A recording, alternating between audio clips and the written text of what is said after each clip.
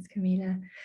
So I have a lot of faces in front of me, and some that I know, some that I don't know, and I see I can see Yvonne at the top now, and Teresa is there. Hi, welcome. Thank you, Cheryl. It's good to see you. Oh, it's wonderful to see you both. Thank you so much. I thought maybe, I mean, Yvonne, I think this is maybe the first time you've seen the film. If you feel comfortable, would you like to share some of your thoughts on just freshly having watched it for the first time? Yes, I would be happy to. It's good to see Cheryl, and nice to meet you for the first time, Teresa. I've heard such wonderful things about your work, and hello to everyone. Some people I know I haven't seen in for a while. So good to see you, Sister Melody. Miss your face. So for seeing it for the first time, I was, making little notes. I think that my first thought was in watching it just in the beginning part, and how you visually and in your words describe that experience of depression. And it's as a therapist and here at our mental health clinic, it was so visceral and so accurate that I hear from so many people having that experience.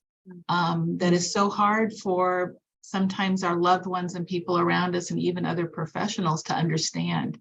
And I think that you captured that and expressed that and described it so well in the film. I thought that was amazing. I think the other thing I picked up is that all the tools that you identified as you were moving through that, I think are very, very important. And often in the work that we do is that we want people to develop or practice or reach inside themselves because they're there, right? But when you're experiencing that level of depression, you just can't see them, right? And so you're moving to accessing that connection, the importance of nature, making that decision. It sounds so easy, but that point in the film when you said, I made a decision, right? And you had gotten to that point. It's not an easy place to get to, but it in some ways, it's like we try not to make things too complicated all the time, and sometimes things can be that simple, right? When you make that shift.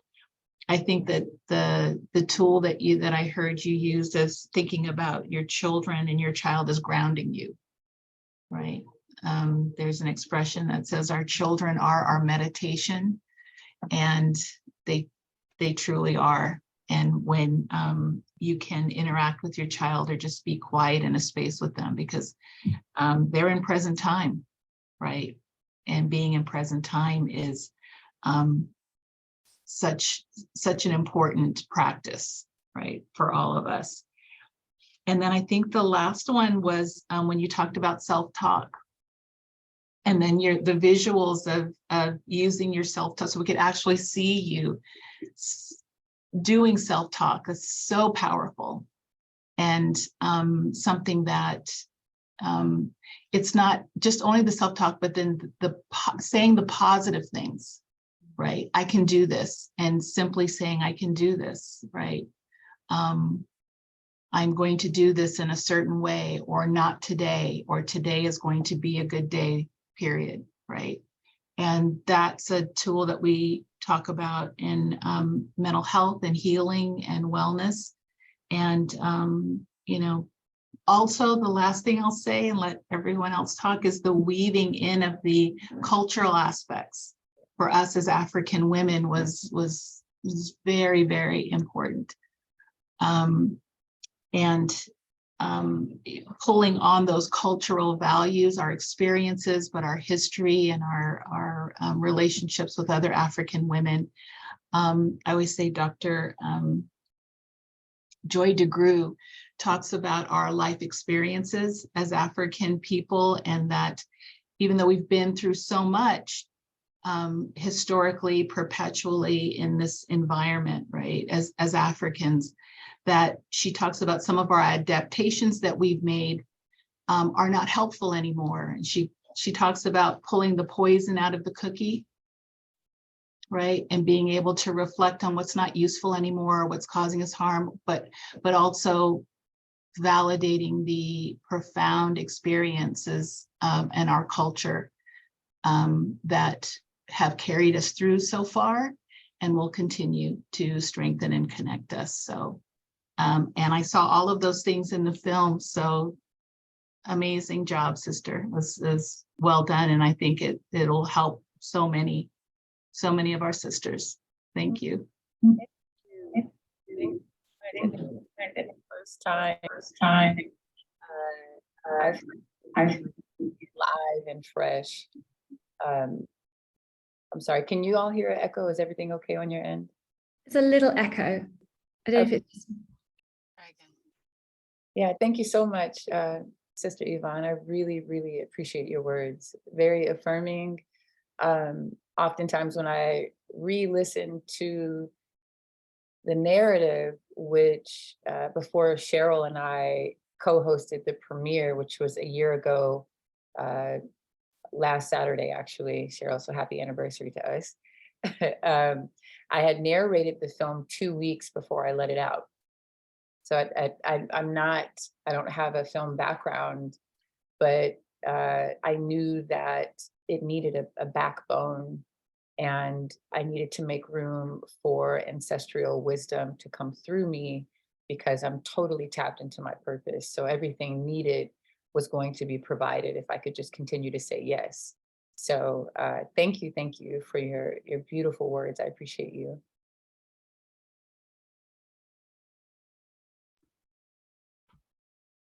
Yeah, thank you for sharing that, Teresa. Thank you for that those insights, Yvonne. It's so beautiful. And I didn't give you a chance to introduce yourself. If you wanted to mention the work that you do, Yvonne, or if you wanted to bring that into the conversation at some point, so that folks know, if they don't already know, who you are and where you work.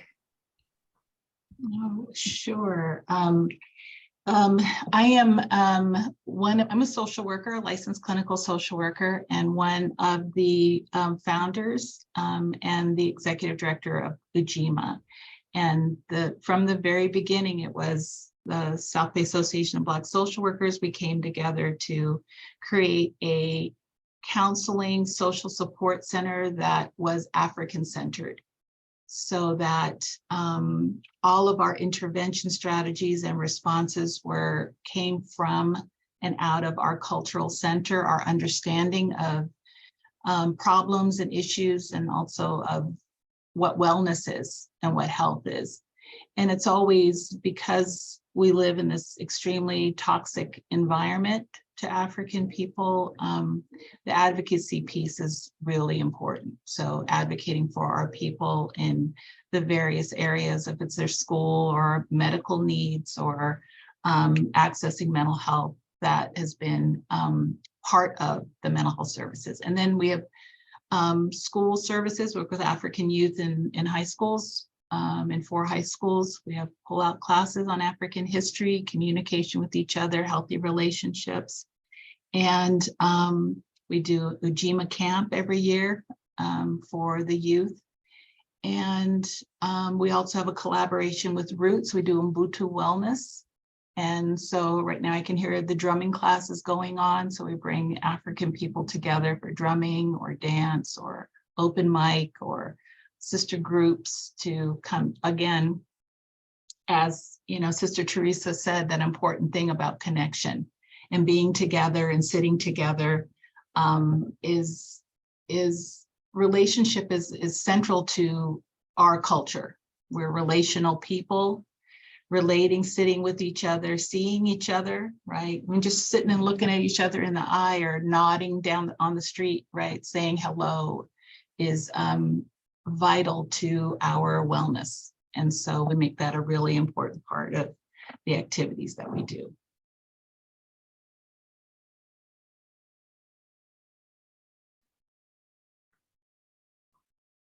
Thanks, Yvonne.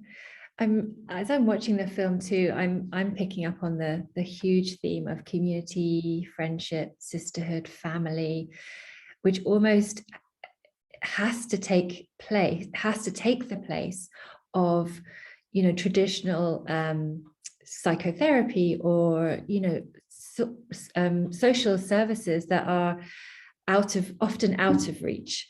And so I pick up on that as I'm watching the film, just that importance of family. And I think, Teresa, you say at one point, you know, family is the true currency. And I think, you know, it's so hard to be in that place and be in that place alone, in that dark, deep place.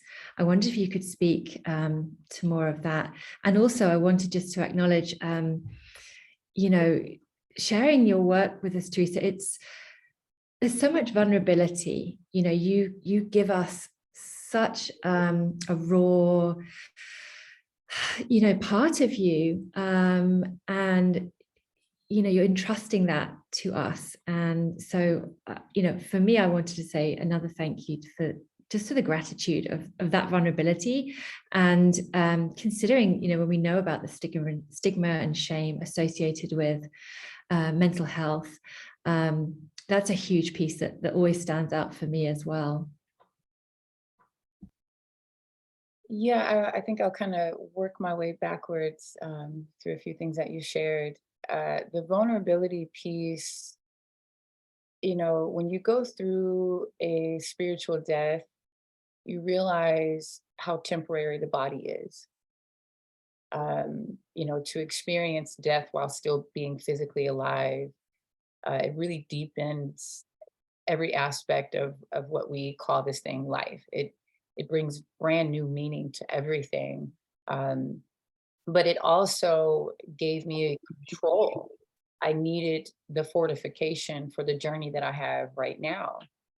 And so, you know, in just a split moment, I realized how much a simple, not simple, but how much a decision could shift the trajectory of my life. So if I could contemplate a decision going left, I could certainly make a decision to go right. So now being on this path and, you know, becoming a filmmaker, I did not know that this was going to become a documentary. This work is my promise to God. This work has everything to do with the argument that I had with the God that I thought that I knew in the moment. If you can hear my dog scratching in the back, don't worry about it. He's distracting me. Life is happening. But, you know, in that moment, the argument was, you know, if there's something greater than me in this moment, then the preservation of my mind is going to have to be the proof in the pudding. And if my mind can be preserved, then I'll tell the story.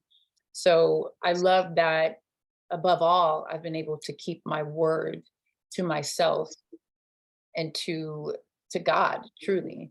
I think that in the space of mental health and healthcare discrepancies and all of the things that we all deal with as people, as, you know, especially Black people on this land, which is our land, I want to say that, it's really, it's important to stay grounded in spirituality. I am spirit. You know, the whole body is a temporary vessel. No one is going to make it out alive. And so when you realize how temporary this beautiful body of art, we are all art. We are all designed by this divine order. You know, I always tell people Tesla has no design on my body. There's no engineer that could remake my genetics, this Black blood, this Black melanated skin. This is my power. And you don't know how powerful you are until you go through the fire, which is why, you know, the film is titled From the Ashes. So, you know, the vulnerability piece is transparency is my power. And now that I know how to narrate a film, I definitely know how to narrate my life. It's just a story. We're all just experiencing something that will be, physically temporary, but spiritually everlasting. Um, so it's important to always remember your roots and to never neglect the spirit. We cannot. Um, that is my source. That's my North Star. My intuitive side had a lot to do with that decision to stay. And it was by far the best decision I've ever made.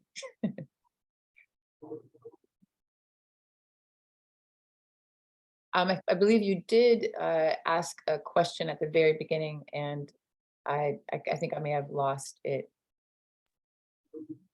No, that was beautiful. Thank you. I was asking about the you'd said in the movie that the community is currency, and just the piece about sisterhood and family almost having to take the place of healthcare, which for all the disparities that we know is inaccessible, and comes with so many barriers.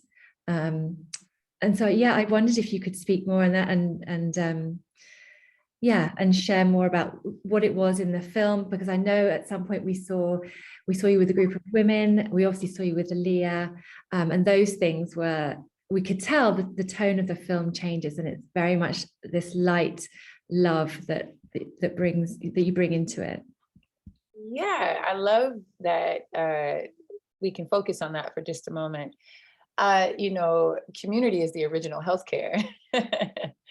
This new healthcare obviously wasn't designed for people that look like me on purpose. So that system is not broken. It's actually doing exactly what it was designed to do. So community is the original form of healthcare. Midwifery is the eldest profession known to all. So, I think what I did was I actually went back home. I went back to my mother. I remember calling her and asking her to lay in the bed with me because I just wanted my back to touch her stomach so that I could go home. I didn't want to die. After experiencing the spiritual death, I realized that I want to be here. And spiritually, I want to live in this like beautiful space of being awake. But in order for me to have a sustainable experience as a human being and as a mother, a woman, and a human, just a black, in my black power, I needed to tether myself into the source. And my source is within community. It's within my mother. Matter of fact, my sister, she's actually on the call right now. The whole film was shot on this iPhone, this one iPhone here, because I went through some creative discrepancies and we shot this film 3 times. And on the 3rd time, I almost gave up. Like, I guess I'm supposed to make this film. Maybe the journey was just for me to know. And I made another decision. I decided to call the most reliable source that I had, which was my biological sister. And I said, Jeanette, we need to learn how to make a film like now. The sneak peek premiere is in like a month, and I don't know how to edit. I'm gonna have to buy a microphone. I'm gonna have to spend my last couple of dollars on this fancy little iPhone. It's got a nice camera, I heard. And she said, okay. So that is the epitome of what it is to have the richest resource is community, it's sisterhood. And it doesn't always have to be someone that is blood related to you. You just, it's just like my neighbor, Jackie. I didn't have enough tissue. Come on, T. I got a whole Costco bag for you, and then thereafter, all of my neighbors, and I'm at home in the same complex, and I look at my neighbors literally standing outside of my door, communing with each other. I have everything that I need. I am everything that I need because I am of everything. And so when I recognize that in me, of course I can recognize that in you. We're of the same source. So if my light beams to your light, then we're one and the same. So of course I can ask you for help. There's no shame in saying I need help. There's no shame in saying I don't have enough food. There's no shame in saying, you know, my lights are off. You got a little extra spare, you know, that can help me cut the lights on. So if we don't normalize what it is to be human, and we really, you know, oddly expect this healthcare system to completely uproot itself to support us in a way that we genuinely need. Yeah. I'm going to ask you to, you know, slow and steady. We can do it. And I'm okay with, I may not experience that in my lifetime, but I can definitely try to ensure that my daughter has a better shot at it, my great, great, greats. But until then, I'm going to live the life that I deserve to live. And I'm not going to wait on these policies to represent me or to care enough about me. You know, if I decide to have another baby, I now know what a midwife is. I will seek out a midwife. I know Black Deliver Birth Justice and Black Infant Health. All of these resources I didn't even know about while being pregnant. I didn't really know what a midwife was. It sounded really expensive, and it sounded like, you know, most white people do that. What is that? Lack of resource and lack of education. Because now I know, oh, no, this is what we've been doing, T. Mhm. You know, so sisterhood is everything. Community is the currency. And matter of fact, I love that so much that I made a little cup, and it sits right here on my desk. And you know, I'm planning on trademarking that and holding that with me for the rest of my life. But I think that it's very important to normalize what it is to be a human. And in doing that means to not be vulnerable is to revoke your strength. It's a lot of beauty in there. And I hope the film really inspires everyone to always know that it's okay to not always be okay. And it's absolutely okay to ask for help because you are worthy and you deserve it.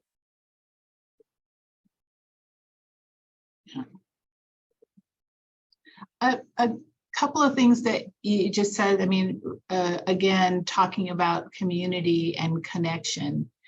And culturally, for African people on the continent and throughout the diaspora, connection and communalism and sharing is foundational, right? Part of who we are as people and how we relate to each other. So how we survived our experiences here on this part of the planet, right? It's like you couldn't go anywhere.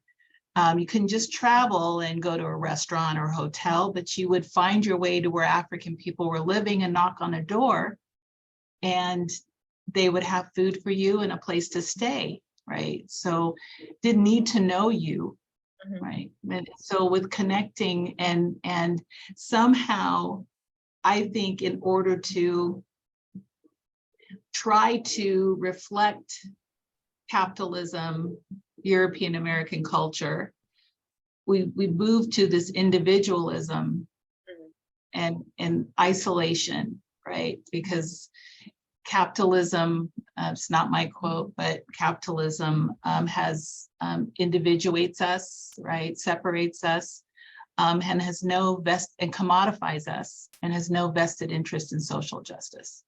And so we chase that. And then as, you know, we're living here and trying to be these individuals, and we're suffering, right? Right. So experiencing, and I think that complicates our mental well-being tremendously, because we're trying to be or survive in something that we're not. And so that knocking on the door, you know, that you did, and the sister saying, here, of course, right? This is something we do, and doing more of it, right? And not feeling strange about it, but walking up to each other and saying, hey, is there something you need, right? Without having to ask. Is how we can strengthen and reinforce those practices that are natural for us, and how we can lift up our community and protect our children and our women who are, you know, having children and raising children, right, should never feel alone. Yeah, I mean, of course, you've captured everything, and just that swing. It's necessary Yeah, to it's what be, we do. yeah, it's who we are. Mhm. If we continue to walk alone and separately, it's really cold. And I'm telling you, it's really impossible to make it. It's truly, truly impossible. And one thing I also want to say about your facility, we had a screening at one of your locations last Saturday in San Jose. Mhm. And I walked in, and it was the most empowering space I've literally ever walked into. More than, and I go to museums all the time. It was such an amazing representation of wholesomeness. You know, even the scent in the room, it was just beautiful and it was warm. And I was reminded by all of the posters, by all of the fabric. I mean, look behind you, you know, like, can I imagine going to the doctor, one, talking to a practitioner that looks like me, talks like me, Mhm. and I'm culturally represented in this space. I'm just like, my goodness, if I choose to have another baby, and if I can I come to you? Can I come to your office? Of course. You know, so I think it's important to not only commune within the community, but to commune with our practitioners, because my body will come to you in ease.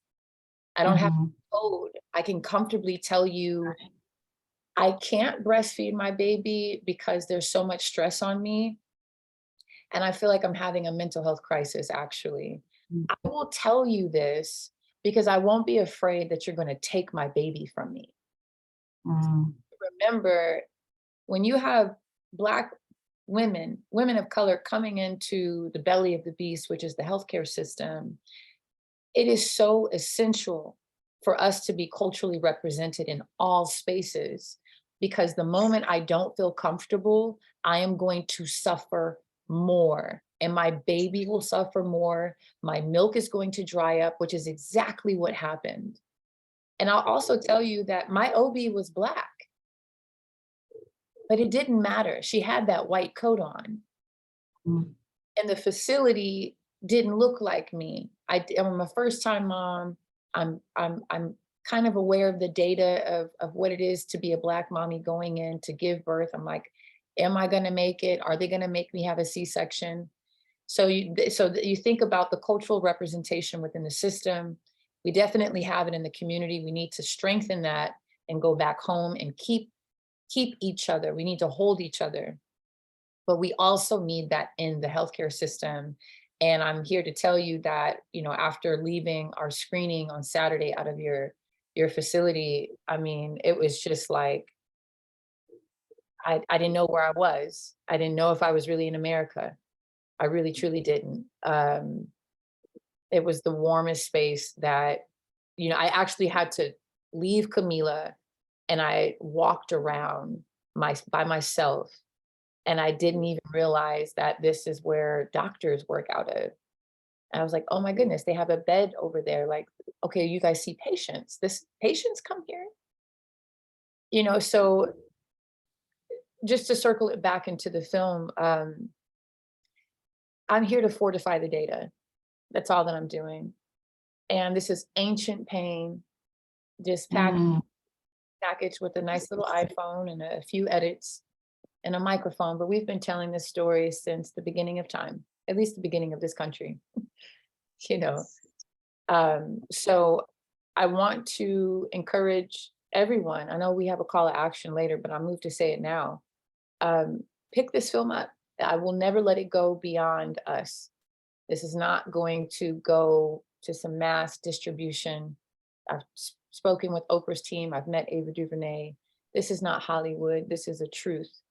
This is the fortification of the data that is wrongfully being gathered by white America. And we've got to change that by telling our stories. And if I can tell my story, I'm telling you, you can tell your story too. And my daughter is sitting right here doing her homework.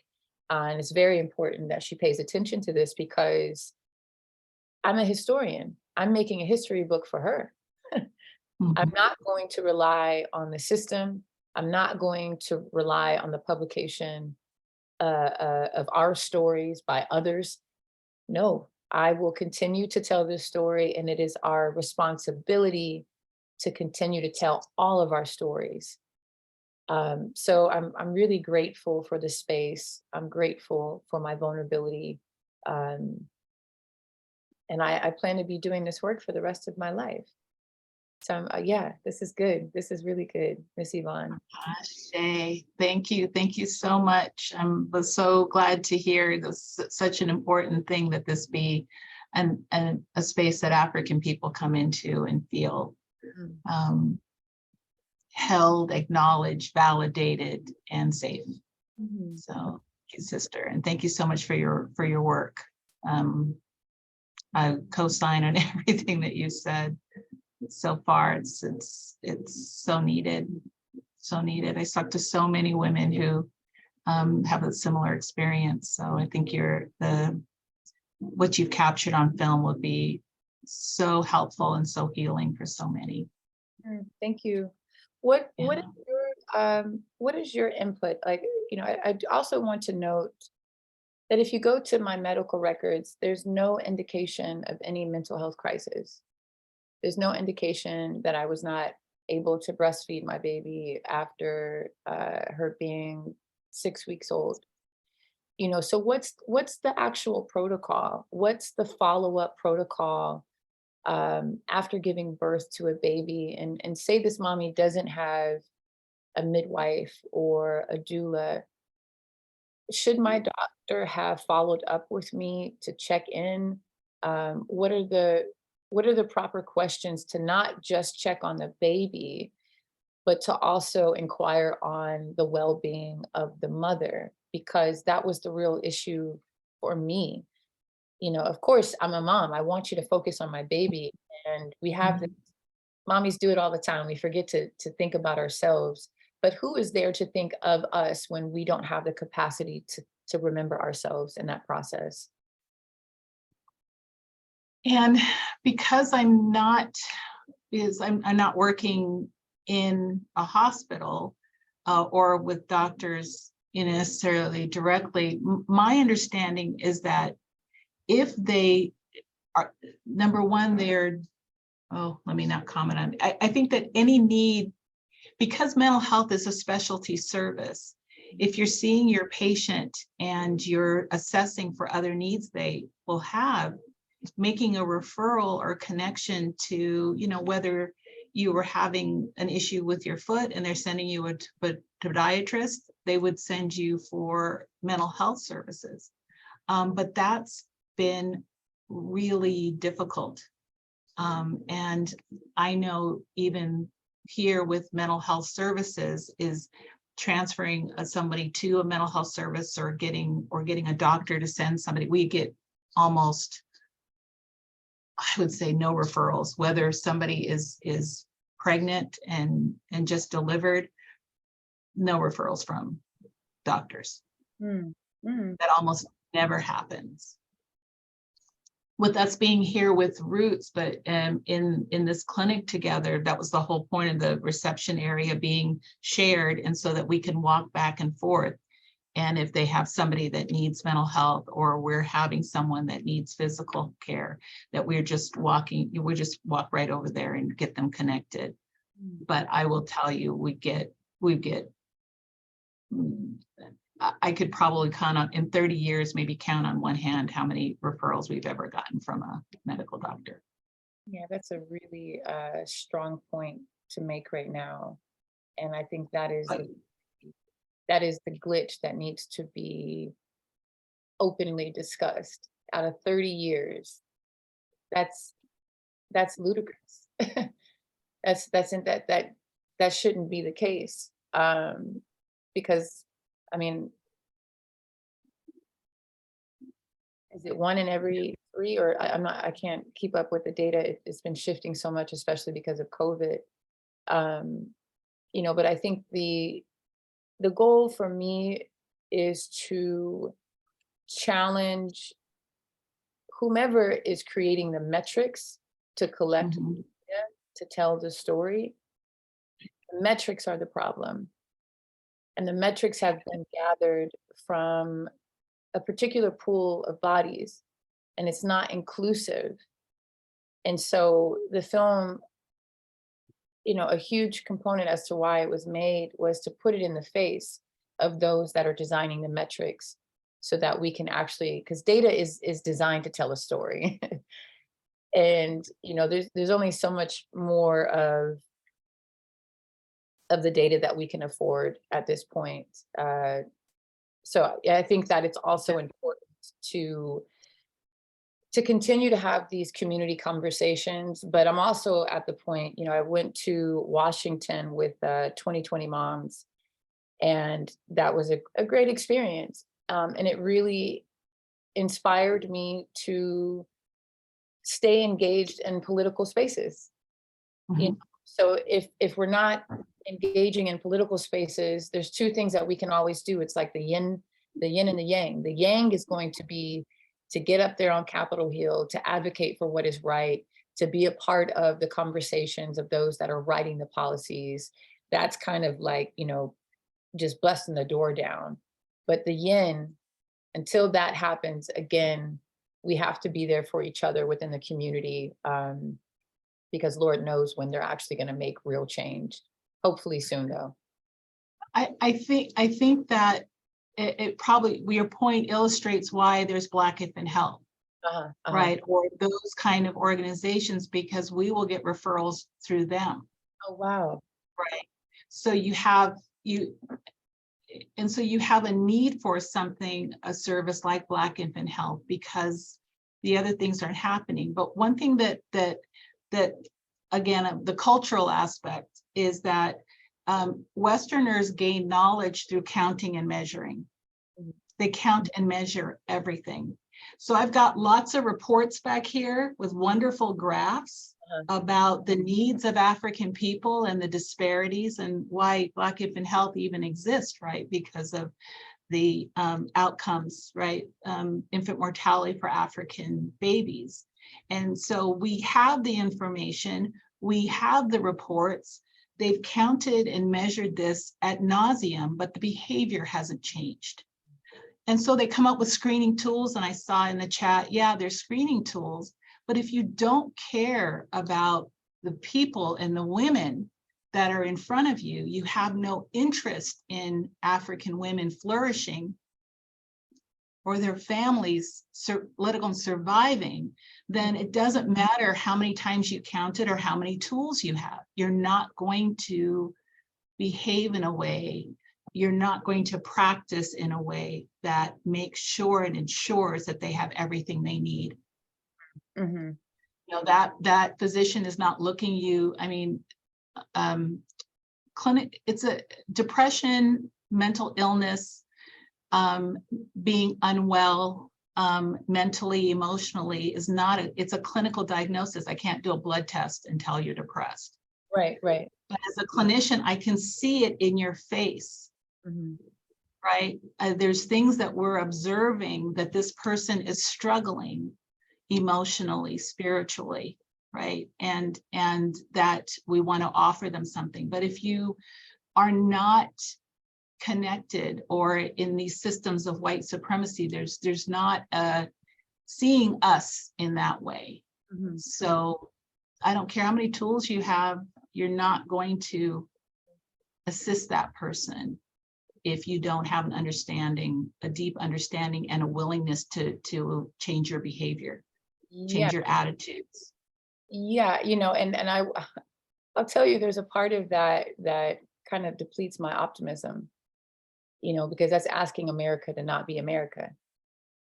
So, where's the solution? How can we have in community, like you said. Yes, in community, in clinics like yours, making sure that every Black mother knows about deliver birth justice. Because I'm going to tell you, my child is 10. I had no idea that she existed, like that. Deliver birth justice was an organization. Postpartum International, supporting mamas. I remember actually, Cheryl, we had one of our viewers at the premiere. Your organization literally saved her life, literally. She had no idea that she could text message a number to call out for help. So I think that, pick a side. I'm going to be on both sides. I'm going to be occupying political spaces and conversations. In my film, she is going to do what she needs to do to continue to have community conversations like this, to highlight resources that we currently have. If I would have known about supporting mamas, or if I would have known about deliver birth justice, I would have had a very different experience. If I would have known about your clinic, I would have drove an hour and a half to get to you, because it's worth it. So I think that it's also equally important to focus on funding. You have all of these people on the front line that are doing the hard work, that you have mothers that are literally creating organizations to do their part, but who is actually funding them so that they have the stamina and the capacity to do what they're doing for all of the community? So, I'm grateful for Gavin Newsom. He did open up a budget for California. And I think that as, people that reside, for those of us that are in California, we need to really make sure that we're supporting each other. We need to really make sure that there's no gap in the marketing of any resource that is currently available. So the screening is not just to talk about the problem, but I'm directing traffic. There's stuff that's available right now. So any mother that that's pregnant, and then thinking about your beautiful clinic and Roots community, they're all over Oakland. And I just found out that they have 12 locations. So the film is actually educating me because of the spaces that it invites me into.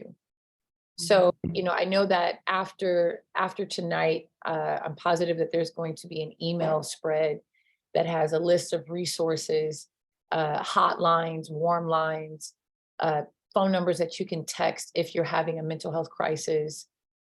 We're doing the work. We're doing the work. And I want to make sure that everyone on this call understands that we can do it together.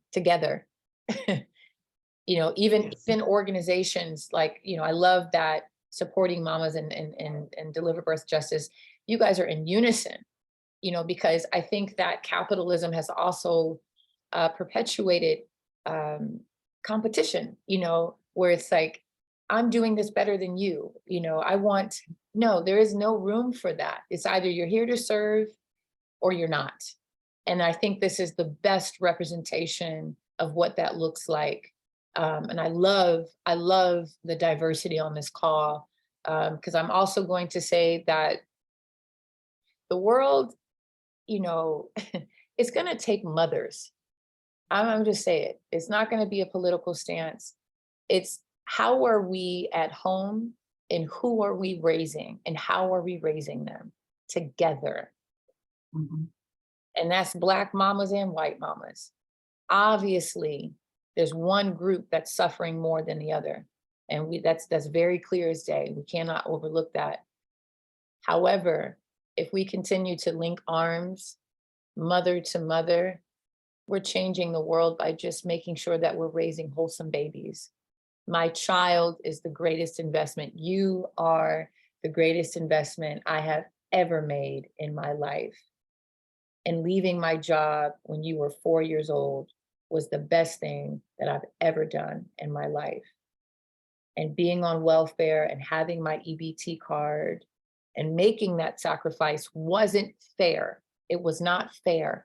I had to leave a solid job that had more than enough money for me and my child, but my baby deserves me.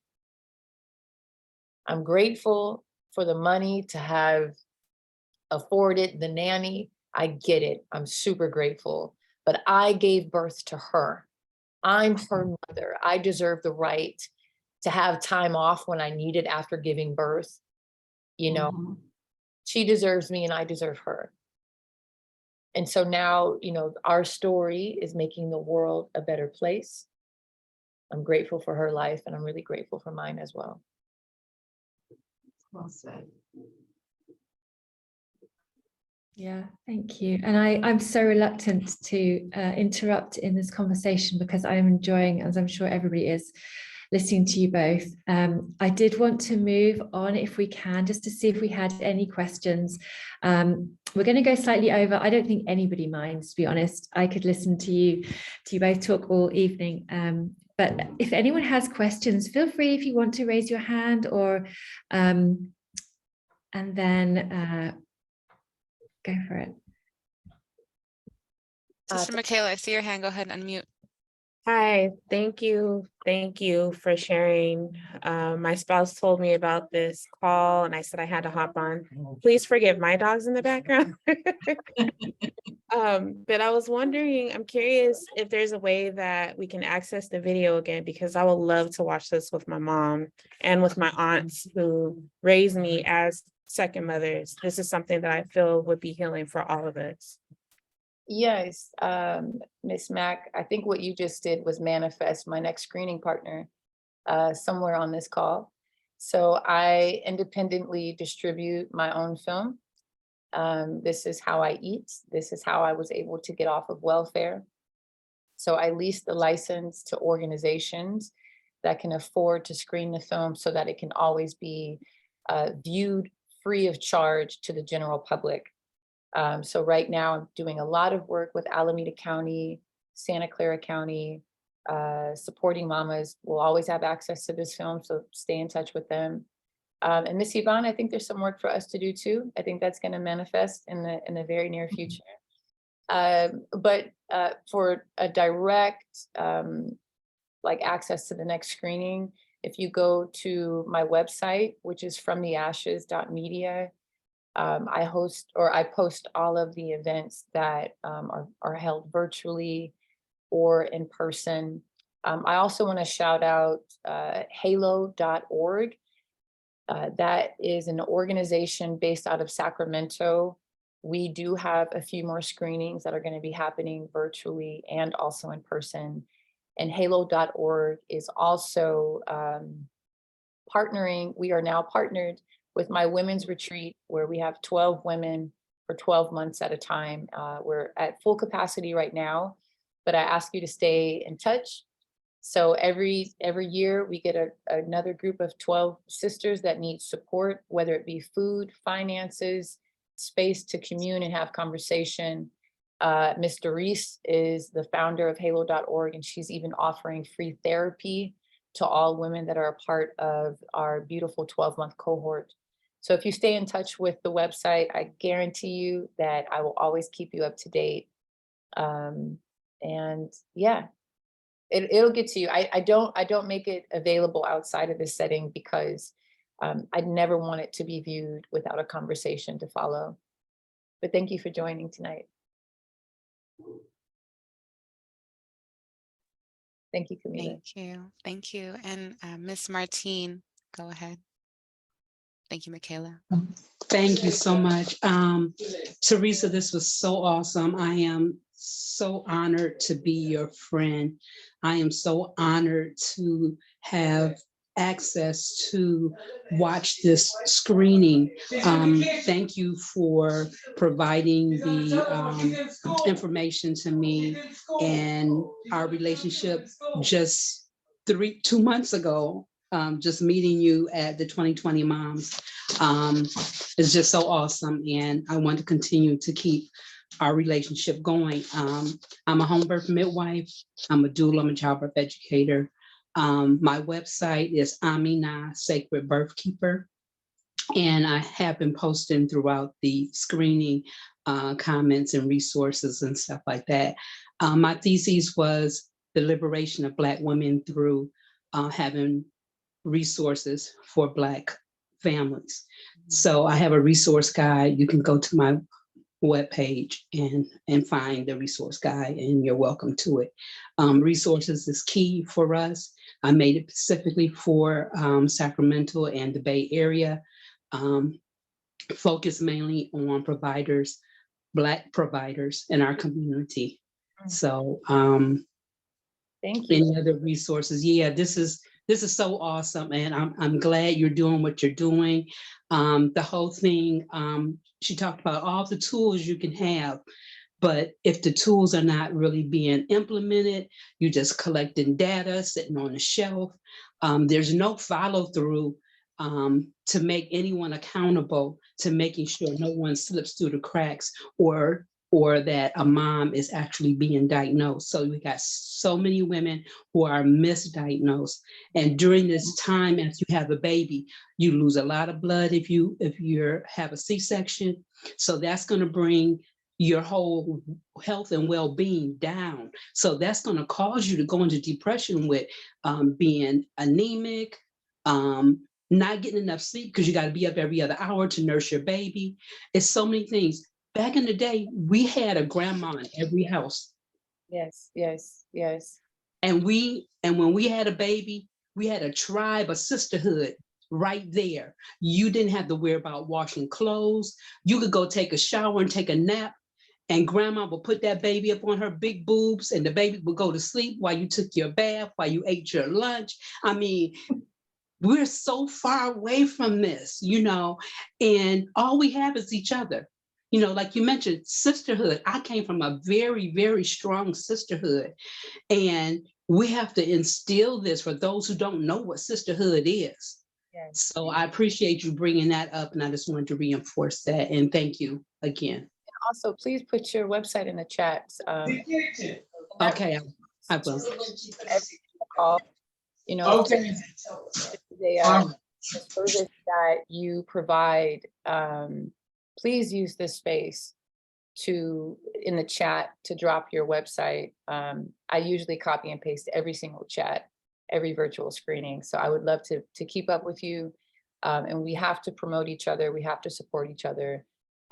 We cannot climb the ladder without one another. So thank you so much for sharing your insight and your resources. I appreciate you. Perfect. A quick switch in moderators. Thank you so much, Cheryl, for leading this discussion. We appreciate you. I think we have time for one more question. Miss Vanessa, I see your hand up. Go ahead and unmute. That'll be our last question. Go ahead. Thank you. Thank you very much. Teresa, it was a privilege to watch this. And I feel like, it was very raw and beautiful. And it was a piece of art for sure. And I'm like, that's so impressive that you did it on an iPhone, because that's the beauty, of technology. It's like you can tell your own story, and you used it, and you are spreading a beautiful message that affected, your life and your child and everyone around you. And what I thought was really powerful, and how I kind of interpreted when you said originally about the currency, when I saw it, you were talking about you had a job and you were able to buy your daughter like a dollhouse. But you're like, my currency is time. My currency is my daughter. So to me, it was like, you were like, I'm not going to conform Yes. to society. I'm not going to conform to the social norms. Like, this is my life. And I am going to, be the conductor with God. Yes, yes. So, like, that's how, like, I interpreted it. The currency that the community was currency, that was the forefront originally for me. It was the currency was motherhood. Yes. That's where, like, because you're like, I could get those things for you. That's all material. That's all capitalism. Right. So many of us moms think, motherhood, but I just respect that. That's what something as a mother, I'm a working mom, but I definitely respect that. Like, because I get that. Yes. You were just like, you know what? You're my gold. You are everything. Yes, like your little girl is your gold. And like, so that was very clear to me. And then the hot tub scene, when she was like, you guys were doing those movements together, and then your currency put her little hand in yours. Like, she did it. No, she was like, I'm putting my hand in my mama's hand. Yeah. That was really powerful to me. And then you being in, like really held by your mom, and your mom stroking your hair, like you know, you have that relationship with your mother. And I thought that was just powerful to see a mother holding another adult mother. Yes. That was like, that's like, you know, I crawl in bed with my mom still, you know, and she's like 79 and I'm 47, but like, that's important. It's, you And I know, love that. I really do. So thank you so much. It was like, it was artwork thank and you. this was your life. So I Yeah. appreciate it. Will you Thank you. hear me, by the way, because you're amazing. Thank you Thank you. Thank you. all of those incredible points. Yeah, yes, you said it. There's nothing else for me to say. You know, my mother also, she is still growing, so I am still gaining. My mommy is going through a lot of different transitions, even right now, and she's 67 years old. She's so beautiful. My mommy is so fly, and I love her, and she is still my mommy. I still need her. So I think that, you know, and I tell Aaliyah all the time, you'll never be too big for my lap. I am your first home. This womb is your first home. And I will always be, I will love you through every season of your life, no matter what. So I think the repair of our relationships, even with our own mothers, is what's going to continue to give us permission to be the mothers that we want to be, because we're still learning how to be that for our own. So the more we grow, the more they grow, we will always continue to gain. And again, you know, I really want to, I don't want to over push it, but I'm going to push it. Help me get the film out is what I can, what my ask of you tonight is, you know, if there's a call to action, here's mine. It's us. I'm not going to lean into some marketing company. Psychotherapy.net asked me if they can distribute it. And I said, no, you know, I said, it didn't feel comfortable to me. So this is my life. This is my soul. This is my purpose. This is my blood flow, literally. And if I don't trust you, I'm not going to be a screening partner with you. And that's just the way that it goes. I didn't do this to make money, but it is, you know, my business. And this is how my daughter and I literally eat. Literally, this is my full-time job. And at times it is exhausting because, you know, I'm the sales agent of my own pain. And I don't want to do that all the time. I got to do a lot of therapy around this right now. So I'm literally asking you, if you have an organization, I don't care if you're working with the government or if you have a mom and pop shop, it doesn't matter. The film is void if it doesn't get out there to be in front of those who need it the most. And y'all have access to the mommies and to the market that I want to serve. I don't have a big organization or really an organization at all that serves the market that you have.